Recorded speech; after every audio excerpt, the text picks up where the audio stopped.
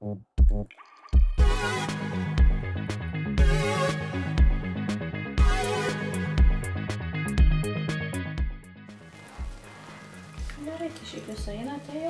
mano šukuosena... Ten laiką irgi tada nustatyk. Šukuosena mano gerai? Tuoj palauk, čia pradeda. Ir šukuosena tavo. Kada? Jeigu atsisuks, Mažas. Pirmai tai toksai buvo gabalas. Mačiau. Tai dabar ten... Per vėlų buvo. Pamačiau video paskui.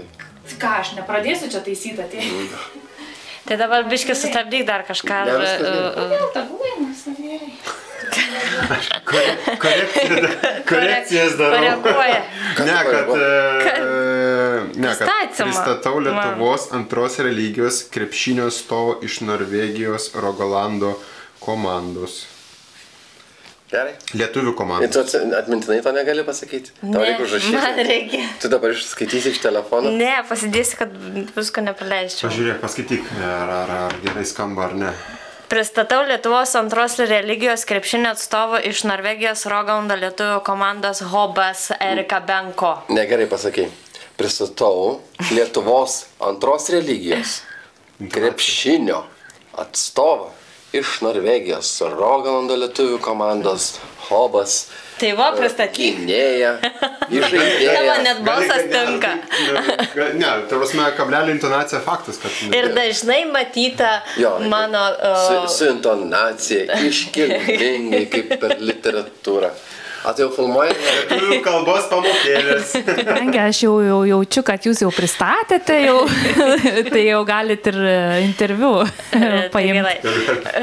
Pristatau... Jau pristatėm. Jau viskas nebereikia Jau pasikoregavo. Gerai. Dažnai matyta, ne, mūsų reportažuose apie krepšinį, Hobas, kur vyko šiais metais krepšinis Rogalande.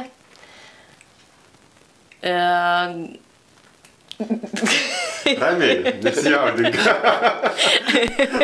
Čia pirmasis pašnekovas patapšnojas Tomai per koją. Kažin kodėl. Ramiai. Neraudonuojam. Remigijus jumis gali pataisyti, jeigu reikia. Čia viskas kaip. Tai pakalbam apie tą krepšinį pagaliau. Tai dar nepristatėte. Jau pristatėm, jau įrašėte. Kreivas pristatymas. Gerai, Erikai, papasakok nuo svarbiausio šių metų įvykio. Pradėsim nuo to, kas buvo šiais metais, po to pereisim prie kitų klausimų. Kas tas 3x3 turnyras Kristiansande, kur Lietuvos vėliava stipriai plevasavo? Visų pirma, jis įvyko praeitais metais. 2024 metais sezonas praeitų metų, būtent 5x5 krepšinio sezonas yra 24-25, bet jeigu kalbant apie 24 metus, tai viskas, sakau, prasidėjo labai taip spontaniškai. Išėjo tas vadinamas skelbimas krepšinio Norvegijos grupėje, kad rengiamas mūsų regionės Stavanger turnyras 3x3 su galimybė patekti į tą finalinį turnyrą, kur vyko Kristiansande. Ir mes greit, sakykime, susiorganizavom, susirinkom komandą, užsiregistravome ir sudalyvavom Stavangeryje. Ir pavyko gal nesakyčiau lengvai, bet pavyko pakankamai nesunkiai nugalėti tą turnyrą, kas mums lėmė tą bilietą į Kristiansando finalinį turnyrą. Ir jau pačiam Kristiansande šiek tiek pakoreguota sudėtim, nes mūsų pagrindinis galbūt centras, pavadinkim, buvo susiplanavęs kitų dalykų tam laikotarpyje toj vadinkim, pasiėmėm kitą žaidėją, kuris irgi labai stipriai mums padėjo patekti iki finalo pačio, bet dėja pusfinalyje jam, sakykime, plyšo Achilas labai skaudžiai mums tai atrodė ir mes likom finale 3 ir tiesiog finale galbūt, kaip jau sakiau, pritrūko jėgų ir tas vis dėlto ketvirtas žaidėjas, kuris duoda rotaciją, jis labai yra svarbus bendrai paėmus ir gal pritrūko ten tų jėgų, galbūt, sakau, nelaimėti, bet bent dar labiau pasipriešinti, nes mes iš tikrųjų žaidėm prieš aukščiausios lygos Norvegijos atstovus, kurie žaidžia Norvegijos netgi gal 1 ar 2 nacionaliniai rinktiniai. Jie ten yra jauni, energingi, ten, sakau, 24-25 metų. Mes tokie jau prie veteranų pavadinkim, kurie 40+ esam žaidėjai visi praktiškai. Ir, sakau, davėm tokį gerą, stiprų atkirtį ir užėmėm garbingą 2 vietą tam 3x3 Norvegijos finale turnyre, vadinkim. Didžiausi sveikinimai. Dėkojam. Ranką paspausti galima. Stengiamės, kiek galėjom, bet kaip sakau, mes einam dažniausiai, kas iš tikrųjų, paskui perėsim prie to 5x5 viso to sezono eigą. Mes turbūt dažniausiai tie patys lietuviai, kadangi mūsų širdytas 2 religija yra krepšinis ir mes jį mėgstam, mylim ir kadangi čia Norvegijoje galbūt nėra per daug mums užsiimti kuom iš tos sportinės veiklos ir visi tą krepšinį lietuvių žmonės, sakykime, mėgsta. Mes susibūrėm iš idėjos ir iš tos energijos, gal idėjos ir didelio noro. Galbūt tas rezultatas ir ateina toksai, kad arba einam pasimti visko, arba tiesiog neinam iš vis. Tai va, galbūt su to kredo, to šūkiu vadinamu, viskas arba nieko ir galbūt tai padeda mums kovoti kiekvienam, sakykime, turnyre ar varžybose ir siekti tų vadinamų pergalių. Tai gal gali įvardinti tos 5 žaidėjus, kurie buvo komanda? Iš pradžių vienas, sakykime. Tai mes Stavangerį dalyvavom, tai buvo aš, Justinas Budzys, Donatas Šarkelė ir Martynas Vasiliauskas. Čia Stavangerio turnyre mes nugalėjome, o Kristiansanda vietoj Justino Budzio išvyko Nerijus Vidmantas, kuriam, kaip paminėjau, kad netyčia, sakykime, trūko Achilas ir iki šiol reabilituojasi, bet jau pradeda po truputėlį žaisti krepšinį, kas iš tikrųjų labai džiugu. Gal grįš iki vasaros? Jis jau grįžęs yra, jis jau žaidžia su mumis po truputėlį, nepersistengdamas, žinodamas ribas, pavadinkim taip, nes tai yra gan rimta trauma, profesionalai su gerom reabilitacijom per 9 mėnesius atsistoja tik ant kojų ir grįžta į aikštelę. Jeigu paskaičiuosim, dabar yra nuo rugpjūčio iki dabar grubiai ir yra 9 mėnesiai praėję ir jis jau po truputėlį pradeda žaisti su kontaktu ir nebijo jau tai ta prasme daryti. Ir tas labai yra džiugu, kas sakau, ir amžius jo yra ne pirma jaunystė, bet žmogus nori, kas ir sakau, kad mes norim. Parodo didelį norą ir jisai planuoja dalyvauti kitų metų sezone irgi. Tai tas labai džiugu ir mes laukiam to sugrįžimo. Tai dar Kristiansande buvo ir tritaškių metimas, taip vadinamas? Tritaškių konkursas tai buvo, aš jame sudalyvavau. Mes, kaip sakau, pamarskomų, ar kaip čia pavadinti, išmetėm burtus, kad kas dalyvaus iš mūsų visų norinčių, tai iš vidinės komandos dalies aš nugalėjau ir paskui, kaip pasirodė, kad vis dėlto ir tam pačiam turnyre nugalėjau tą tritaškių konkursą. Tiek pusfinalį, tiek finale daugiausiai sumečiau tritaškių ir nugalėjau. Atstovėjau savo šalį ir savo komandą. O tritaškių konkursą metat su mažesniais 3x3 kamuoliais ar standartiniais? Kadangi visas tas formatas 3x3 yra žaidžiamas su 6 numeriu kamuoliu, bet svoris yra tas pats. Tik dydis yra skiriasi. Svoris yra tas pats, bet tai palengvina iš tikrųjų bendrai paėmus. Mažesnis kamuolys, didesnis krepšinio lankas yra lengviau pataikyti. Tai galbūt tiek dadeda šiek tiek, bet... Kiek sumetėjai, pameni? Oi, mes gavom, man atrodo, 20 metimų iš viso. Ten nebuvo po 1 ar 2 taškus, tai man atrodo, finale gal 12 ar 13 esu pataikęs, tai prieš 50%. Tai labai gerai čia. Galima geriau. Aš žinau, kad aš galiu geriau, bet tiesiog to užteko tam momentui ir džiaugiuosi už save ir už savo, kaip sakant, komandą, kad mes nuvažiavom ne veltui ten iš tikrųjų. Tai pakalbam apie tas gal krepšinio varžybas, kurios vyko šiais metais, praeitais metais, kaip čia dabar sezonas, ne? Krepšinio sezonas. 24-25 sezonas. Jo, 24-25 sezonas, taip, pavadinkim, mes turim grupę savo, kur galvojam, kad reikia tą vadinamą, sužaisti tą vadinamą vieną sezoną, pasivadinom paskutinis šokis iš tikrųjų. kaip Last Dance, jeigu tas legendinė komanda Chicago Bulls, bet galbūt iš to išėjo, nežinau. Bet susirinkom, turėjom berods 13 ar 14 žaidėjų, buvo keli neaktyvūs dėl traumų, sakykime, kurie negalėjo sužaisti ne vienerių, pavyzdžiui, varžybų, tiesiog taip gavosi. Užsiregistravo, bet tiesiog negalėjo. O šiaip tai susirinko kolektyvas, turbūt geresnio kolektyvo negali kol kas. Kiek aš esu per savo gyvenimą žaidęs, kiek teko žaisti komandų, asmeniškai tai buvo geriausias, ką galėjo duoti sezonas. Gal pradžioj šiek tiek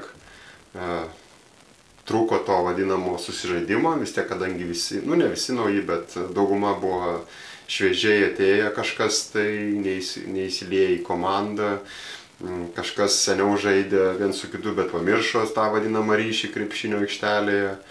Ir po truputį įsivažiavom ir paskui galas sezono parodė, kad mes realiai, kol kas čia asmeniškai nėra lygių šitoje lygoje, pavadinkim taip. Nes jau į galą sezono antiek buvo malonumą žaisti, kad nebuvo jokio visiškai nei ten jaudulio ar kažkokio streso. Tiesiog mėgavomės krepšiniu, kas labai ir palengvina tą visą žaidimą. O per tą laiką turėjo daug žaidėjų traumų? Buvo kelios traumos, bet jas galbūt nebuvo tokios žymios, kad jos įtakotų mūsų rezultatui. Tiesiog tas čiurnas tai yra natūralus dalykas, kad čiurną pasitempia kažkas, tai varžybinių metų, čia kalbu, jeigu treniruočių metu, tai mes daug daugiau traumų per treniruotės gaunam negu per varžybas, nes, kaip sako, sunku treniruotėse, bet lengva varžybose. Tai mes turbūt per tą ir ėjom, kad varžybose, treniruotėse ėjom, luptis, muštis, ir tas mums palengvino per varžybą žaisti. Jau žinojom, ką mes galim ir tiesiog ėjom ir kontroliavom tą vadinamą eigą varžybų, pavadinkim taip. Ir tas palengvino mums visą sezoną. Tai gali papasakok apie rezultatus, kurių... Marškinėlius gavai dovanų davė. Aš jau filmavau, o tu gavai marškinėlius. Čia bendrija gavo dovanų. Čia nuo mūsų bendrai, kadangi užsakinėjom visiems tą vadinamą čempionišką maikutę, kiekvienas su savo vardu turi ir bendryje lygiai taip pat išskyrėm, nes vis tiek jie prisideda vienokio ar kitokio atveju prie šito dalyvavimo, gal pavadinčiau šiek tiek, ir biški mus ir kažkur tai anonsuoja, gal pavadinkim taip, ir taip toliau. Ir apie ką buvo klausimas? Papasakok apie maikutę, kodėl jinai buvo padaryta. Ne, tai mes, kai sakau, lietuviai esam tokie, kaip čia net įvardinti, nežinau, socialūs. Ir mes esam pakankamai, kaip sakau, komanda susirinko labai draugiška. Ir tiesiog mes tokias idėjas savo grupėje išdėstom, pasidarom tą maikutę nieko nekainuoja. Nusiuntė į Lietuvą tai pačiai tūtai eskizą ir jinai tiesiog padaro labai greitai per savaitę ir realiai, kadangi tos siuntos čia važinėja pirmą atgal, tai pirmadienį užsakė, jau šeštadienį vos net keliauja iš Lietuvos čia. O jūs su tom maikutėm žaidėte, ar čia buvo apšilimo maikutės? Jos skaitosi kaip apšilimo, bet mes... Reglamentas yra toksai, kad tu negali žaisti su palaidom maikutėm, nes turi būti jos aptemptos, pavadinkim. Kaip pas tave dabar? Kaip pas mane? Sakykim, ne, aš turiu meni, jeigu yra su rankovėmis, turi būti labiau aptemptos, nes rizika, kad kažkas ranką kažkur užkis, užsisuks pirštas, tai yra trauminių dalykų taisyklės, kad juos sumažinti rizikas, tas vadinamas. Tai mes tiesiog pasidarėm apšilimą ir jos bus sekantiem ar dar kažkam, tai tiesiog atmintinė.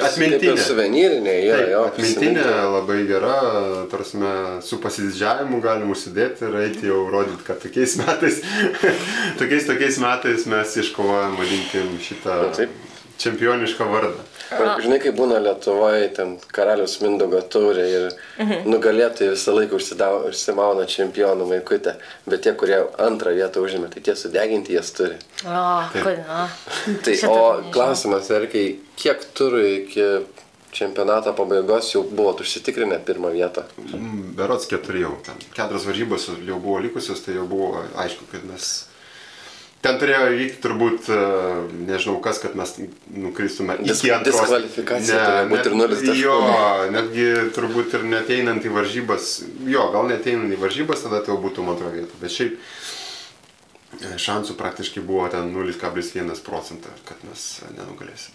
Ir yra tik tais grupės turnyras, nėra atkrintamųjų varžybų čempionate. Norvegija yra tokia sistema, ypač tų mėgėjų pavadinkim lygose. Nepropaguoja jie tą play-offų sistemą kažkodėl tai, bet mes šiek tiek pajudinom federaciją vietinę, Rogalando vadinkim vakarų, kad mes norim susiorganizuoti patys tą vadinamą Final Four. Tai mes jį susiorganizavom ir jisai vyks birželio 14-15 dieną. Bus toks pats formatas kaip ir Eurolygos, kad pirma su 4 žaidžia vieta ir antra su 3. Ir jau kas patenka į, sakykime, finalą ir žaidžia dėl 3 vietos. Tokiu formatu mes dar papildomai pasidarom savo turnyrą. Kad tiek nuskriausti, pavadinkim, kurie galvoja, kad yra geresni, kad galėtų dar įkasti ar, sakykime, pakonkuruoti, sakykime, dar tam varžybiniam formate. O čia bus kaip oficialus federacijos renginys? Taip. Ir bus, kiek supratau, ir taurės, ar dabar medaliai tik tai atkeliavę yra, o berods, jeigu neklystu, buvo kalba ir apie taurę jau tada. Kad jau jeigu nugalėsim, tai jau taurė. Tai 3 lygoje, kur žaidžiat, bus aukštesnis lygis negu 2 lygoje pagal turnyrą? Kuria prasme? Final Four. Ne, tai tas vadinamas Final Four tai jau bus, sakykime, tos 4 geriausios komandos žais iš dabartinių 6.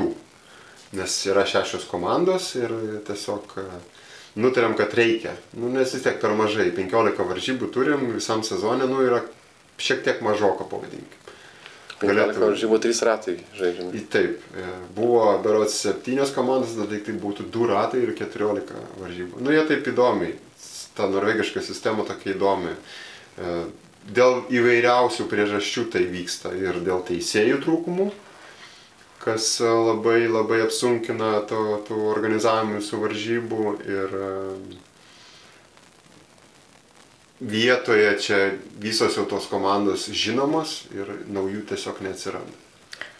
O ką galvojate apie tas komandas, prieš kurias žaidėt? Ar jos stiprios, ar jos nestiprios, ar tose komandose žaidė dar papildomų lietuvių, pavyzdžiui, kažkokių? Nes tikrai ne visi žaidžia jūsų komandai lietuviai. Ne, lietuvių iš tikrųjų žaidžiančių čia yra, aš sakyčiau, labai daug. Jeigu visi turbūt išreikštų norą, pavadinkim taip, ir turbūt mažiausiai kokias 3 komandas galim surinkti lietuvių. Viena komanda yra, kur žaidžia lietuviai keli, ta, kuri 2 vietą paėmė, ir berods viskas, tik tai viena komanda yra, kur dar lietuviai žaidžia. Ir dabar jūs laimėjot 3 lygą, planuojat persikraustyti į 2 lygą, aukščiau pakelti? Planuose nėra. Ir galimybės yra ir mus kvietė, bet mes tiesiog atsisakom dėl to, kad reikia važinėti jau į kitą miestą. Kiek toliau ta 2 lyga įsiplečia? Tai yra 4 valandos kelio. Bergenas tolimiausias. Tai Bergeną ir tai reikia važiuoti, nes tai jau skaitosi kaip Bergeno lyga. Labiau, nes mes atstovai būtume vieni iš šitos lygos ir mums, jeigu tarkim ten yra 10 komandų, mums reikia važiuoti mažiausiai 9 kartus. O jiems tik reikia 1 kartą važiuoti. Kiekvienai komandai. Tai čia apsunkina tas aplinkybės? Čia apsunkina ne tik aplinkybė, čia finansiškai labai didelė našta komandai. Žaidėjam lygiai taip pat. Tai kartais būna 2 varžybos per savaitgalį, tarkim šeštadienį, sekmadienį. Tai reiškia, jau žmonės nenori skirti to viso savaitgalio tam dalykui. Čia vietoje susirenkam, pažaidžiam, tas 2, gal 3 valandos trunka visas tas procesas ir viskas, ir toliau gali daryti su savo šeimom, ta prasme, laiką leisti ir taip toliau. O kaip dažnai treniruojatės? Šiais metais vieną kartą tik tai per savaitę. Vieną kartą per savaitę ir vienas varžybos per savaitę? Nu, vieną kartą treniravomės, bet varžybos kartais būdavo ir pertrauka mėnesis, kartais būdavo ir vos ne kiekvieną savaitgalį žaisdavau, ten 3 savaitgalius iš eilės, pavyzdžiui. O kodėl tik vieną kartą per savaitę treniruotės vyksta? Kaip ir minėjau pradžiai, kad mes gan taip ekspromtu ir greitai susiorganizavom komandą, o registravimas vyksta iki tam tikros datos, ten gegužės 1 iki birželio, dabar negaliu taip tiksliai atsakyti. Bet ten buvo kelios dienos likusios ir mes turėjom vos ne per vieną dieną viską susiorganizuoti, kad mus priimtų Homersoko Hobas klubas, po savo sparnu pavadinkim, kad mes galėtume žaisti tą vadinamą lygą. Tai ačiū jiems iš tikrųjų, kad jie mus priėmė ir mes nelikom tą vadinkim ant to ledo, nes ir buvo kitas klubas, kuris žadėjo priimti, bet nepriėmė. Tai mes turėjom suktis iš padėties. Salę gavom irgi ekspromtu, kuri iš tikrųjų nėra netgi mūsų namų varžybų salė.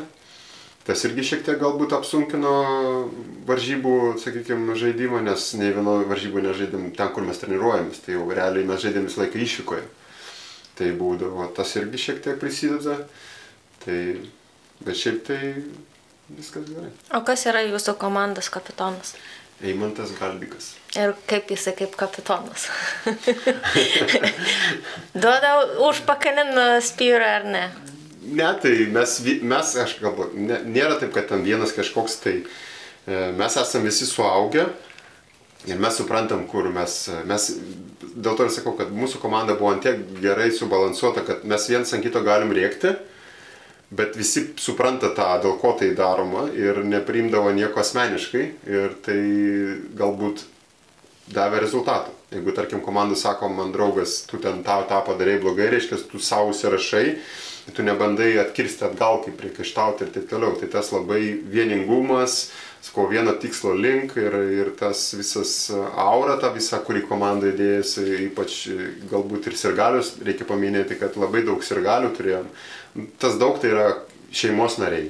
Jau yra didelis pliusas, nes iš kitų komandų visi taip su pavydu žiūrėdavo, kiek mūsų bendryje ta komanda, kiek susitelkusi buvo, kiek mūsų palaikė, nes kelios varžybos buvo tokios fantastinė atmosfera, kad net sunku apsakyti, net ateidavo ten vaikai irgi žiūrėti, kai kurie tas varžybas, tai su tokia emocija žiūrėjo, kad, atrodo, kad vos ne aukščiausias lygis kažkoks tai. Man šrupai.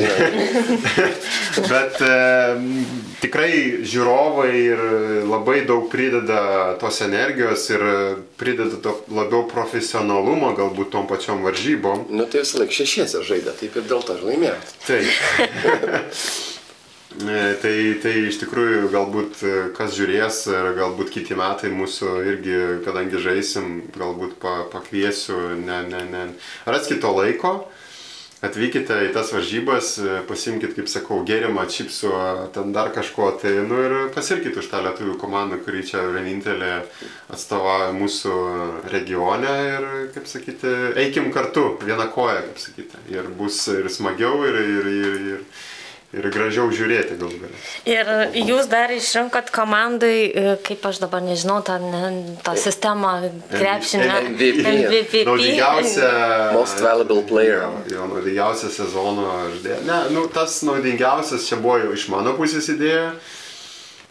Pasiūliau, padarėm balsavimą tokį, kurį tiesiog slaptai pavadinkim, nes galim pasidaryti, kad nieks nemato, kad nebūtų tu balsavai už šitą, aš balsuosiu už šitą. Davai, tu už mane balsavai. Tai padarėm tokį slaptą balsavimą ir ten, sakykime, labai didelę persvarą laimėjo Donata Šarkelė, bet ir pats jisai paminėjo ir galbūt ir dar irgi pridėsiu, kad vis dėlto komanda, mes komandiškai žaidėm ir nebuvo taip, kad jisai būtent išsiskyrė kažkom tai, bet tiesiog žmonės mūsų komandą nusprendė, tai mes tiesiog jam įteikėm tą apdovanojimą, nes pastangos, kas sakau, kritimas galbūt kažkoks, tai mato visi žmonės ir tai akivaizdžiai mato, galbūt ne statistikoje tai matosi, kaip sako, juodas darbas. Juodas darbas visą laiką jisai nėra matomas tom popieriuje statistikos, nes jeigu tai paimkim visą komandą statistiškai, tai pas mus nebuvo galbūt išreikšto lyderio, kad ar ten kažkoks tai 1 taškus pelno daugiau, ar kažkas tai tokio, nes visi 10-12 žaidėjų, gal ten keli žaidėjai šiek tiek mažiau pelnydavo taškų, bet turbūt mažiausiai 8 ar 9 žaidėjai, kurie vidurkis buvo nuo 8 ten iki tų 14 ar 13 taškų. Tai visi absoliučiai prisidėjo visame kame. Vienas varžybas vienas sužaidžia geriau, kitas sužaidžia geriau ir tas mūsų labai stūmė, ta prasme, į priekį, kad nebuvo, kad reikia tave dengti, pavyzdžiui, ir tada komanda sugriūna. Ne, to pas mus tikrai nebuvo ir mes dėl to galbūt mūsų ta stiprybė, kad visi kaip kumštis ėjo. Šauniai. Aš tai dar klausimą apie Galdiką turėjau, kai žaidovai, jisai turi ryšių su Neptūno legenda. Kiek žinau, ne. Gal panašumai iš šūgio panašumai. Iš veido bruožų gal yra, bet kiek žinau, tai ne.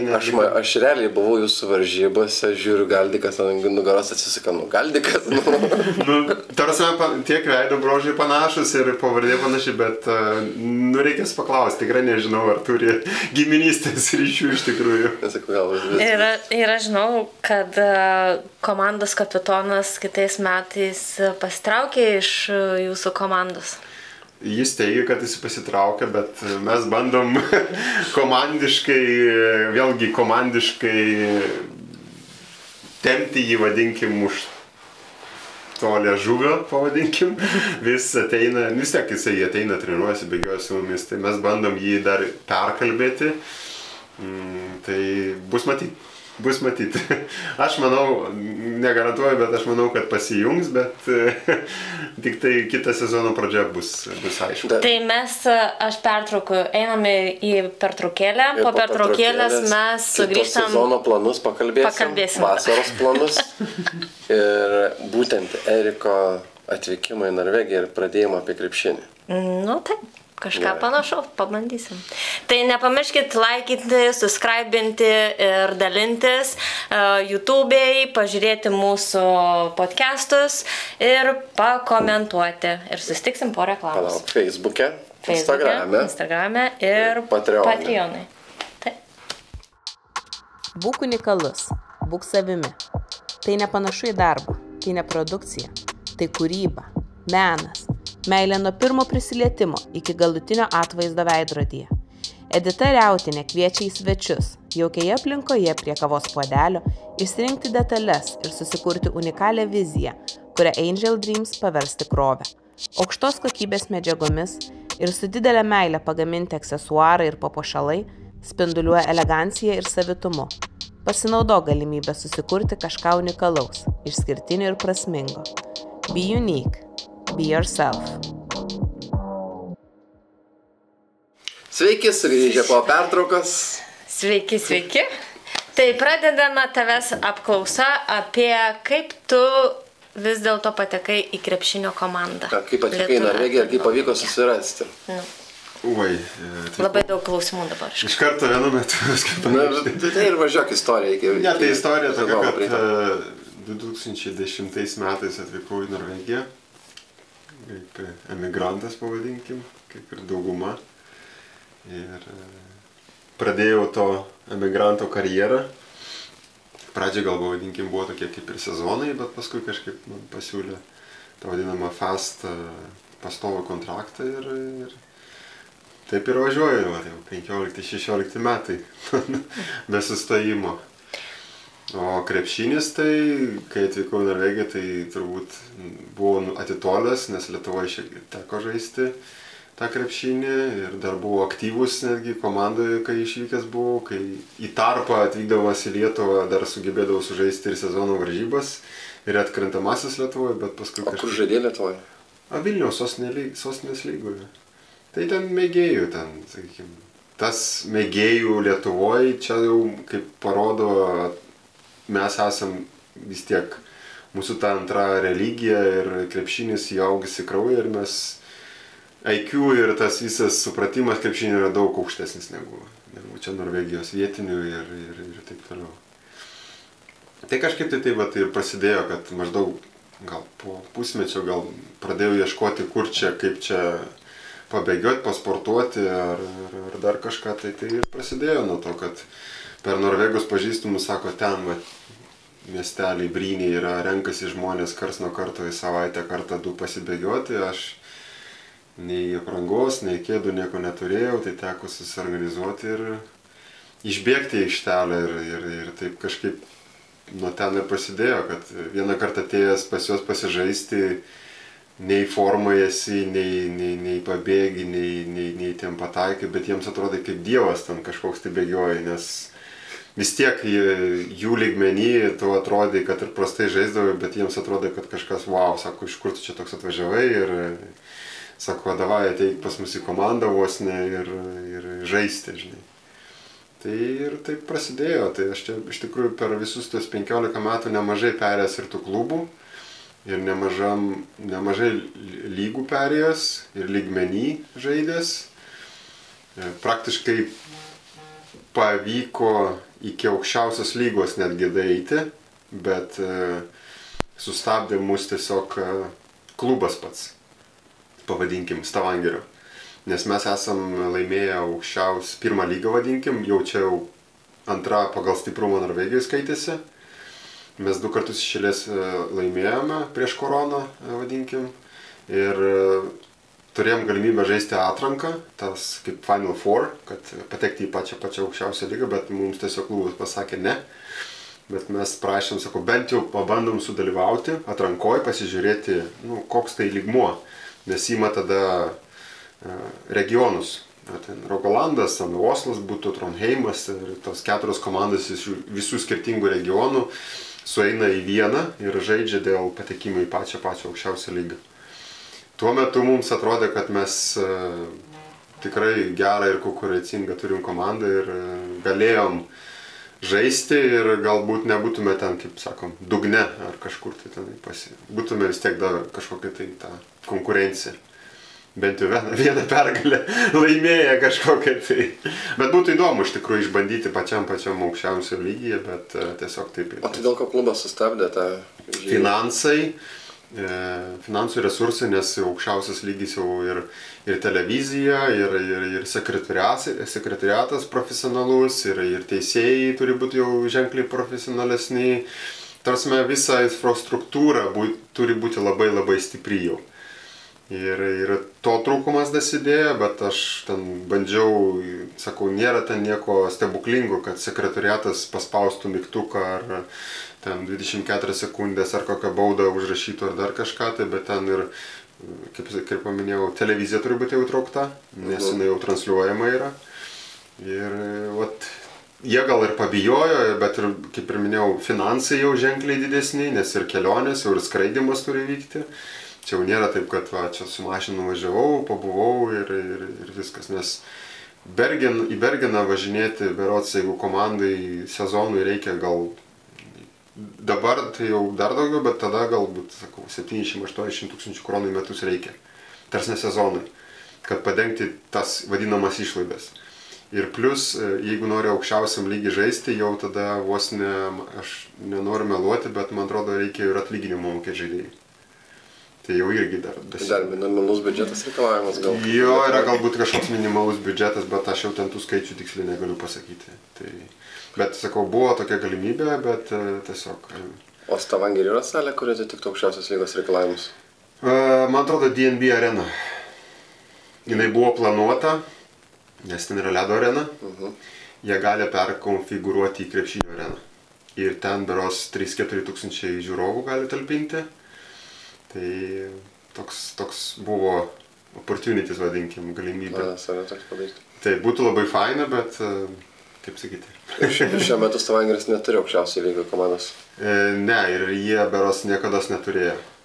Per visą tą vadinamą, kiek aš žinau, istoriją, 3 kartus yra tik tai Stavangeris laimėjęs pirmą lygą tą, vadinkim. Su galimybė patekti į aukščiausią lygą. Tai buvo gal 2000 6-7 metai ir paskui mes, man atrodo, 17-18 metai ten tie mūsų tokie buvo labai geri, irgi gera komanda. Tarp kitko norėjau paminėti, kad tada tuometiniai Stavangerio komandai mes žaidėm 3 lietuviai. Tai buvo aš, buvo Artūras Krivickas toksai ir Evaldas Jurkus. Tai vat irgi nebijantis to, kaip sakyti, kontakto ir aršaus kieto žaidimo. Ir mūsų šiaip buvo mišrus mišinys tos komandos Stavangerio. Ten norvegų, nenoriu meluot, gal tik tai keli te buvo. Ten buvo ir vokietis, ir švedas buvo, ir ta prasme, ir netgi musulmonas gal vienas buvo, taip, jeigu taip prisimint gerai. Bet irgi tokie ėjom iš peties. Norvegų mažai komandai buvo. Jo, norvegai kažkaip tai, jie aktyvus, kol yra jauni, kol yra mokosi, vat baigia jie mokslus. Jeigu čia, va, tarkim, imsim mūsų būtent regioną, iki savo tų 18 metų, jie dar aktyviai tą krepšinį lanko, kol tėvai stumia. Ir turbūt tik tai vienetai, kurie jau pasirenka tą vadinamą su krepšiniu šiek tiek susijusią veiklą, tai tada jau kraustusi studijuoti į Bergeną, kas būtent tenai labai daug klubų ir aukščiausiam lygiai žaidžia klubai, tai jie pasirenka arba Oslą, arba Bergeną studijuoti ir bandyti prasimušti toliau. Bet iš tų, jeigu taip imti gal 100, tai vienas galbūt tik tai šiek tiek prasimuša. Būtent iš Stavangerio regiono yra toksai nacionaliniai rinktiniai Norvegija žaidžia, tai vat Krisas Endau, jisai irgi mūsų Stavangerio klube, sakykime, pradėjo, su mumis kartu žaidė vienerius metus, po truputėlį irgi mušėsi, sakykime, ir vat dabar žaidžia Prancūzijos aukščiausiai lygai. Ir man dabar nenoriu klysti Eurocup'e, ar dabar, jo, Eurocup'e jie, man atrodo, jie nepateko, kad patektų į Eurolygą, bet jie gali per Prancūzijos lygą, jeigu nugalės Prancūzijos lygoje. Tai jie iš tikrųjų, man atrodo, yra 1-2 vietoje. Tai vat, yra keli Norvegijos žaidėjai, kurie žaidžia labai aukštam lygiai. Tai yra Ispanijoje, Frey, man atrodo, ar kokia ten pavardė, ir tas Endo Paryžiuje. Tai yra tikrai stiprus žaidėjai. Tai tu treniravai ir vaikus Stavangerį? Taip, paraleliai žaisdamas Stavangerio klube vyrų komandoje, žaidžiau ir, tarsi nežaidžiau, o treniravau vaikus paraleliai. Tai tas irgi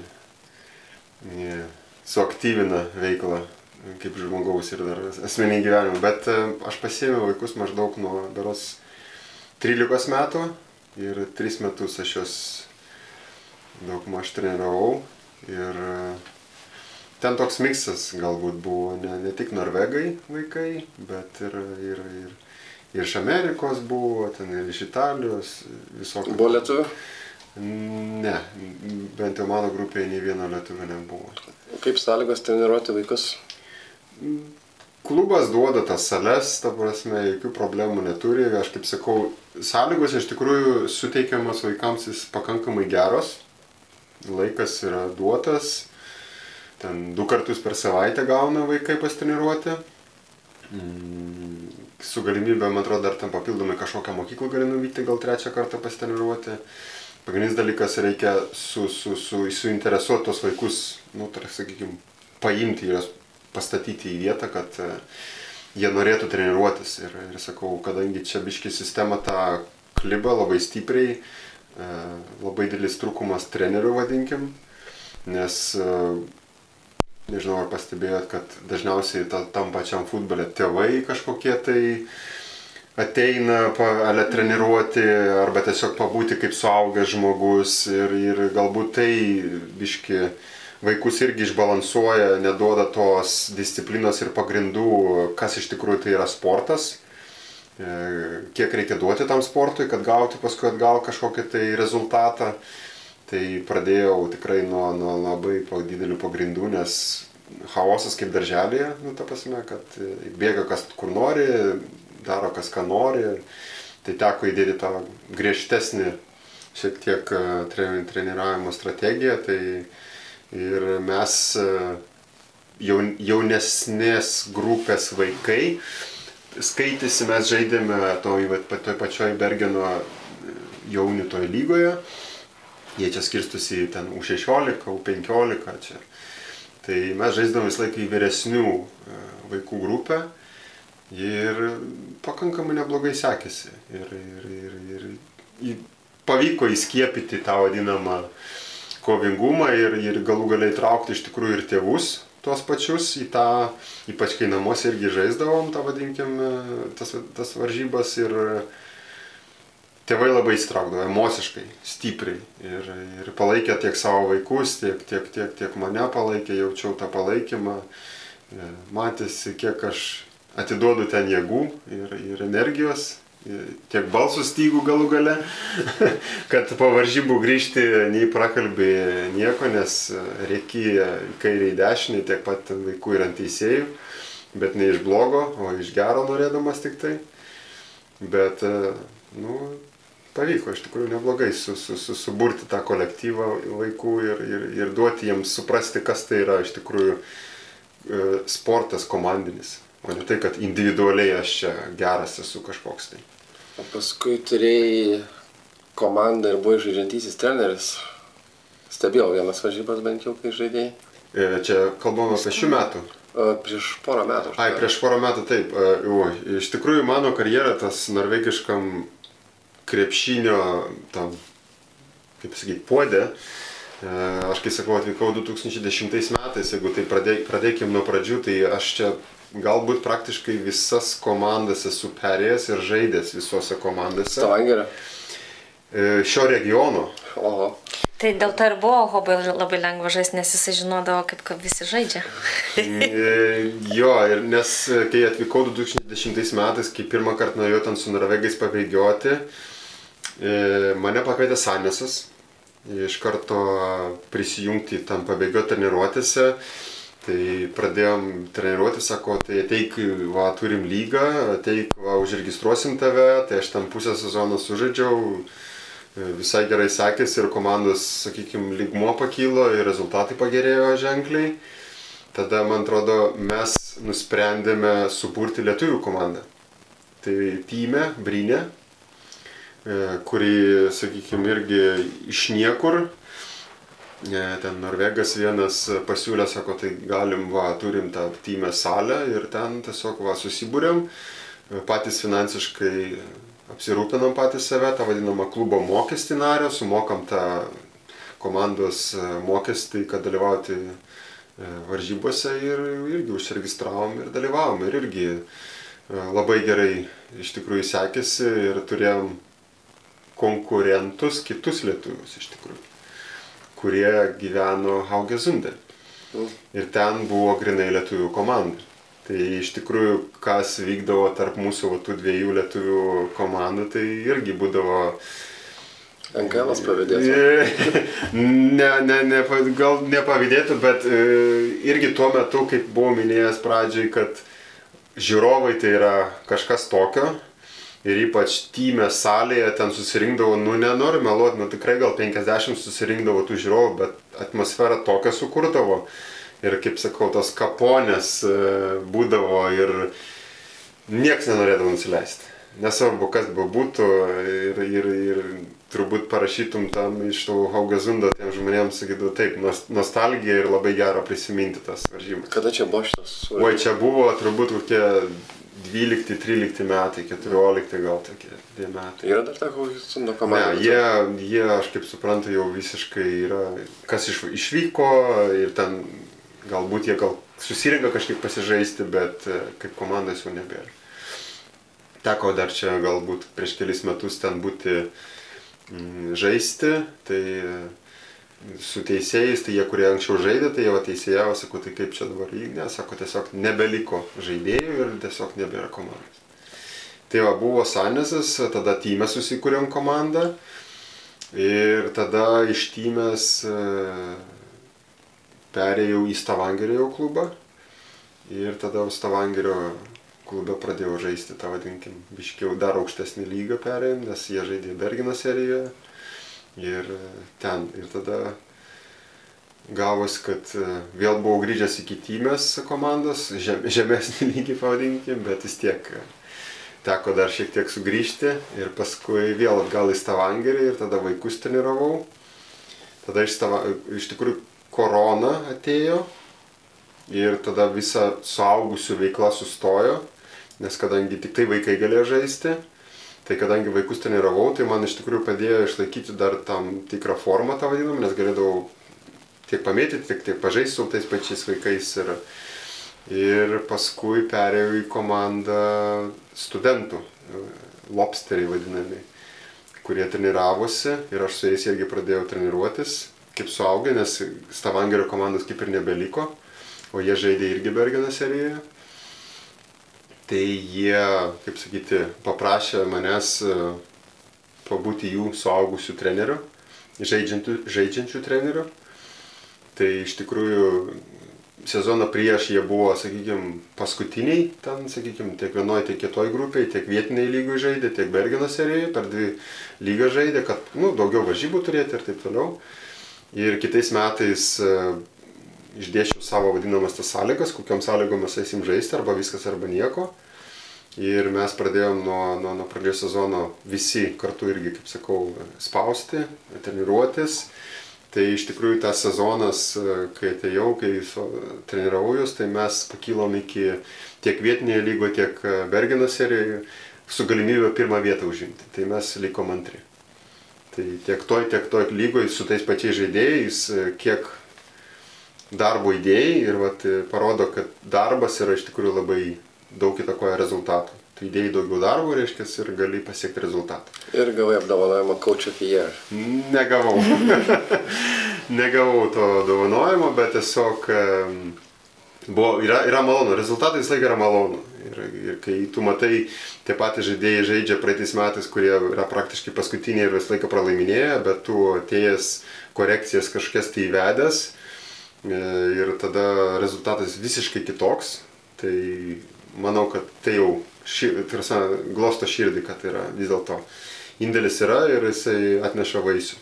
Tai tas labai yra fainai iš tikrųjų. Ir paskui kažkaip tai hobas, ten, kaip sakau, ekspromptų mes pradėjom po truputėlį žaisti, tiek lauke, tiek salėje. Ir sudalyvavom tam turnyre 3x3 ir sakom, renkam komandą 5x5 ir dalyvavom sezonį tiesiog. Ir atėjom prie to čempioniško vardo vėl. Tai dabar jau einam į pabaigą pokalbio, dabar pakalbėkime apie ateinančius vasaros planus.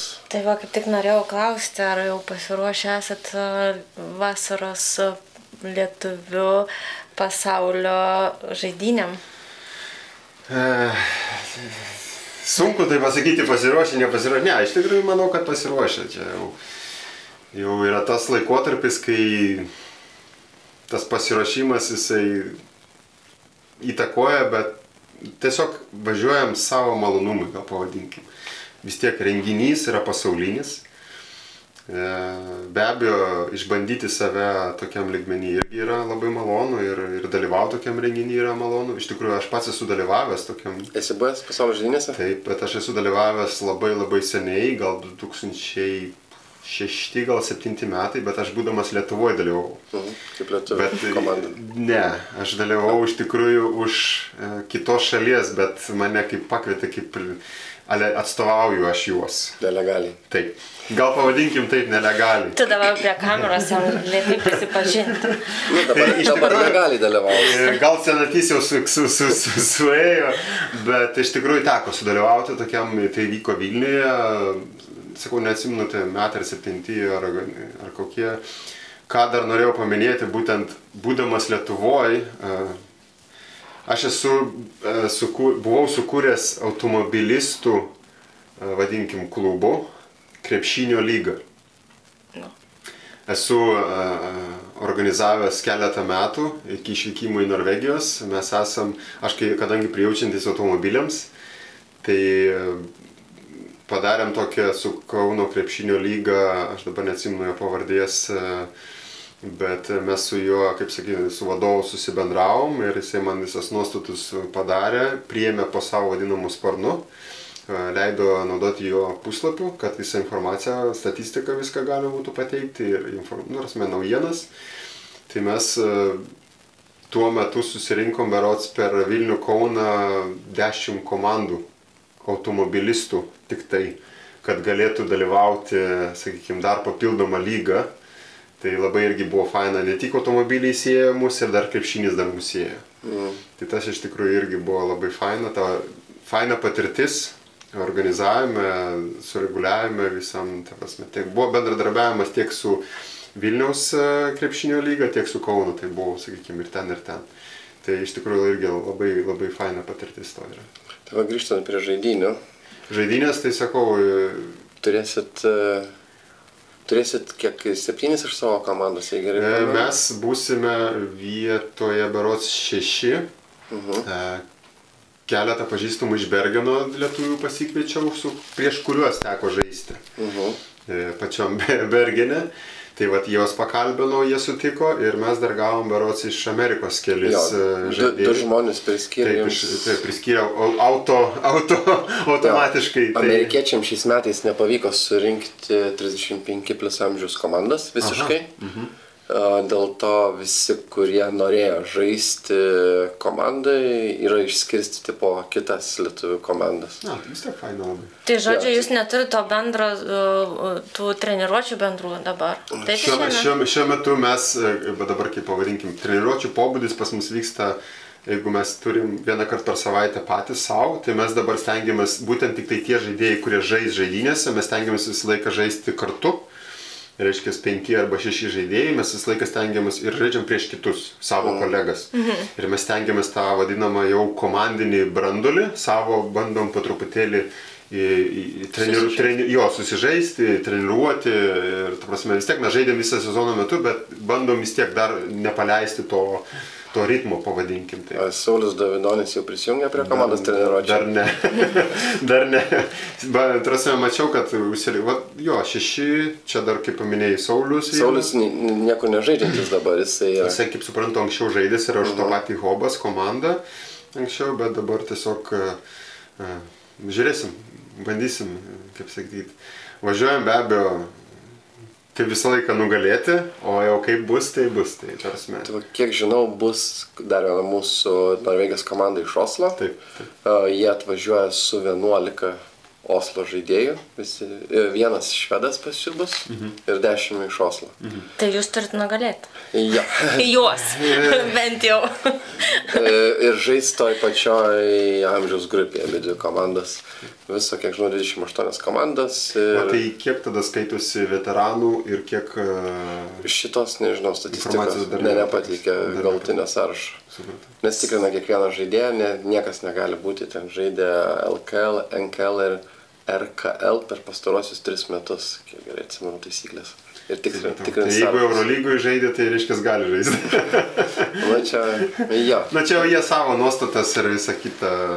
Ne, teko man komunikuoti su buvėjais irgi tais pačiais kolegom iš Vilniaus, kurie yra ir nugalėjo tam pasaulio žaidynėse iš tų komandų. Tai sako, labai fainas turnyras ir labai faina pabūti tenai, ta prasme, viduj ir pamatyti tą vis tiek organizaciją ir pajausti tą vis tiek atmosferą galų gale. Kad ir kaip, žinai, olimpinės yra olimpinės, čia žaidynės yra žaidynės. Čia bus mėgėjiškas, bet vis tiek yra faina pabūti, sakau, ir labai malonu. Prieš 3 metus buvau druskininkose, dėl to su tokiu didžiuliu entuziazmu šiais metais organizuojasi visus išsitemti. Tikrai labai patiko. O kodėl Remi, tu nežaidi krepšinio? Dėl to, kad aš bėgu, važiuoju su dviračiu. Ir mėtai kamuolį? Universiteto laikais dar žaidžiau krepšinį, po to perėjau prie futbolo labiau. Sako, ūgis nedavė žaisti. Ūgis nesmūgis.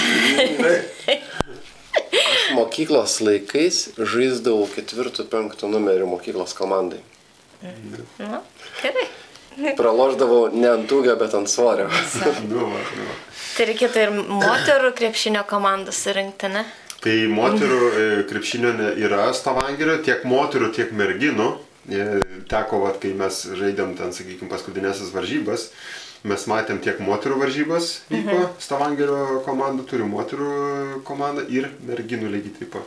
Kas mane iš tikrųjų nustebino, ko aš anksčiau nemačiau, kad būtų merginų. Moterų tai aš žinau, kad yra. Bet kad merginų surinko grupė jau, tai jau yra iš tikrųjų... O man kas buvo keiščiausia, kad vyrų komandai buvo žaidžianti viena moteris, mergina kažkuria, neatsimenu, varžybos buvo. Labai gerai pastebėjai, kad kai aš treniravau vaikus, tai vat būtent aš turėjau vieną merginą toj savo amžiui. Jie kažkaip tai neskirsto, jeigu mergina pati sutinka ir nori, jinai gali žaisti tarp berniukų. Ta prasme, jie nėra taip, kad čia moteris ir vyrai. Neskirsto. Gal nesusirenka komandos. Taip, tada tuo metu ir nebuvo, kaip ir sakau, aš nustebęs, kad jau dabar yra, bet tuo metu dar nebuvo merginų komandos, tai viena mergina buvo prisijungusi prie mūsų berniukų grupės ir jinai žaidė, kiek galėjo, tiek stengiasi. Ir iš tikrųjų jau paskutiniai metai, berods, dar viena atvyko jau, bet jau atvyko iš Amerikos. Bet ten jau jaučiasi mokykla, ten jau daug rimtesnis žaidėjas.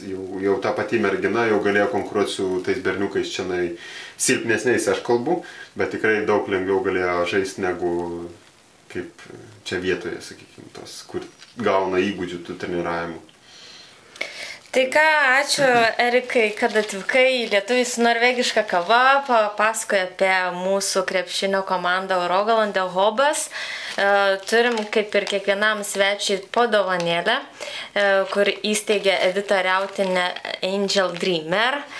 Tau prisiminimai, kad buvai atvykęs pakalbėti, gali pažiūrėti. Dėkuoju. Ir tuo pačiu aš priminsiu, kad stebėkit, laikinkit, žiūrėkit, subscribinkit YouTube'ą, Facebook'ą ir Instagram'ą bei Patreoną. Kažkaip vis tą Patreoną užmirštu. Ką mirštu aš? Su kamoliuku gavai parodyti. Oho, ir Lietuvos vėliavėlė. Taip, va. Koksai gražus. O čia guminukas ar saldainis ar kas čia? Galėsi pabandyti. Ne, iš tikrųjų norėčiau padėkoti, kad pakvietė pakalbėti ir šiek tiek apšvies gal ir pateikti tą vadinamą informaciją apie tą mūsų krepšinio komandą ir tikrai skatinu ateiti kitąmet, palaikyti mus, Titulo gynyba bus? Taip, bus titulo gynyba ir tikrai mes turim komandos, kurios nori mums ir norėjo šiemet mums įkast, pavadinkim, bet joms tiesiog nepavyko. Labai norėjo mus nugalėti, bet mes tiesiog per kietas riešutėlis gavomės. Ir riešutą nesulaužti. Taip. Tai tiesiog noriu paskatinti atvykti ir nors vienas varžybas pasižiūrėti ir pajausti tą vis tiek atmosferą krepšinę. Jo, būtinai važiuokit ir ateikit pažiūrėti į krepšinę, nes man tai patiko pažiūrėti. Pati pamėčiau. Jo, gali žiūrovai per pertrauką mėlyt kažką, tas geriausia. Vaikai gali pažaisti. Taip. O jeigu dar busit geri, palaikysit ant tiek, kad jie laimės, tortas bus ant galo ir torto gausit paragauti. Taip, tikrai. Tai iki kito susitikimo, geros vasaros, susitiksime naujame sezone. Ate. Ate. Paplaukim.